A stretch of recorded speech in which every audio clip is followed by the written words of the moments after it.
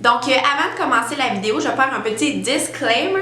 Dans le fond, je veux juste vous dire que les montants que je vous dis ou quoi que ce soit, c'est vraiment juste à titre indicatif. Et aussi, je ne traîne pas beaucoup d'argent sur moi à la fois parce que je veux éviter de me faire cambrioler. Donc, s'il y en a qui regardent et qui ont des mauvaises idées, là, vous trouverez pas beaucoup d'argent sur moi.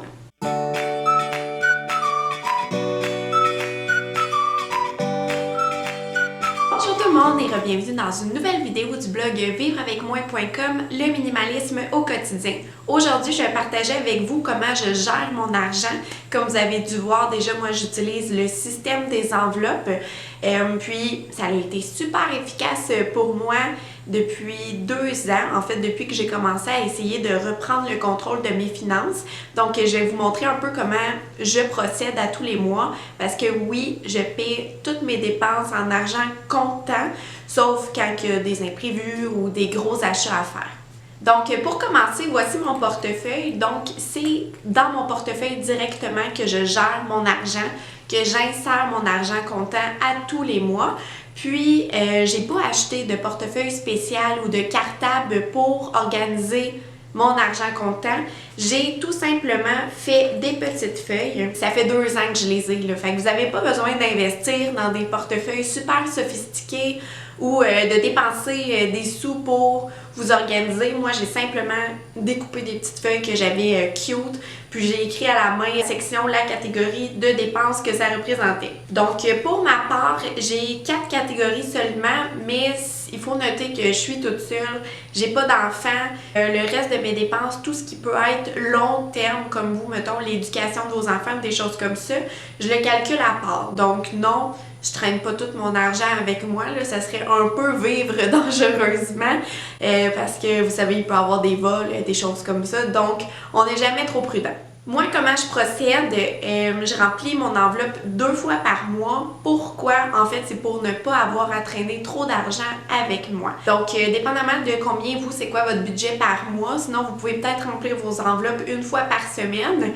Comme ça, vous vous assurez au moins d'avoir l'argent qu'il faut pour la semaine. Vous allez éviter en fait de perdre votre portefeuille, vous faire voler ou d'autres imprévus qui peuvent arriver dans la vie. Donc, moi, j'ai 4 catégories. J'ai la catégorie nourriture, la catégorie essence pour ma voiture, mais vous, ça pourrait être transport public, par exemple.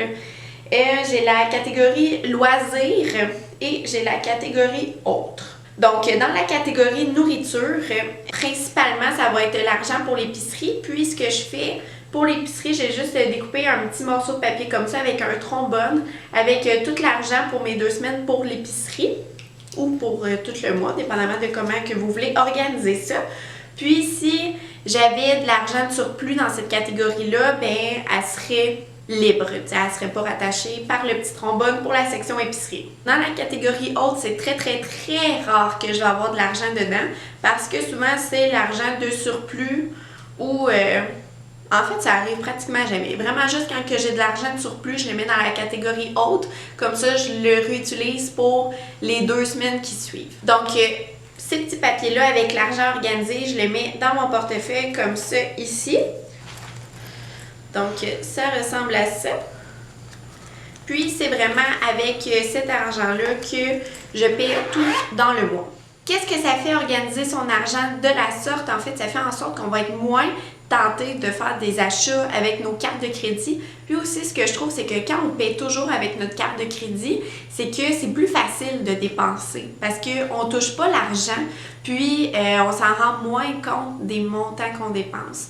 Comme par exemple, si je vais acheter quelque chose à 60$, sur ma carte de crédit, j'ai l'impression que c'est rien. Mais si je le paye en argent comptant, je fais comme, OK, c'est 60$ sur mon budget de 160$. Donc, ça veut dire que c'est déjà le tiers qui est parti de mon budget pour le mois. Donc, psychologiquement, ça fait vraiment plus un effet que de tout simplement toujours payer avec ses cartes de crédit. Aussi, ce que je trouve payer en argent comptant, c'est qu'on suit vraiment nos dépenses. Donc, quand on paye, on voit, OK, il me reste 3 billets de 20$, il me reste 4 billets de 20$, plutôt que de tout mettre sur une carte, puis de perdre le fil des dépenses. Donc voilà, j'espère que ça vous a donné des bonnes idées pour organiser votre argent. Comme je vous ai dit, vous n'avez pas besoin de dépenser des petites fortunes dans des systèmes d'organisation d'argent. Vous pouvez même utiliser des enveloppes blanches que vous glissez dans un portefeuille ou que vous glissez dans une pochette. Honnêtement, il y a 1000 façons de gérer son argent comptant. Puis, vous n'avez pas besoin de chercher loin. Comme moi, ça fait 2 ans que j'ai les mêmes papiers, 2 ans que j'utilise le même système et ça fonctionne super bien. Dites-moi dans les commentaires comment que vous réussissez à gérer votre argent pour respecter votre budget à tous les mois. Puis aussi, cliquez j'aime si vous trouvez que mon système d'enveloppe, c'est une bonne idée. Ça va me faire super plaisir. Donc, on se revoit dans une prochaine vidéo. Bye tout le monde!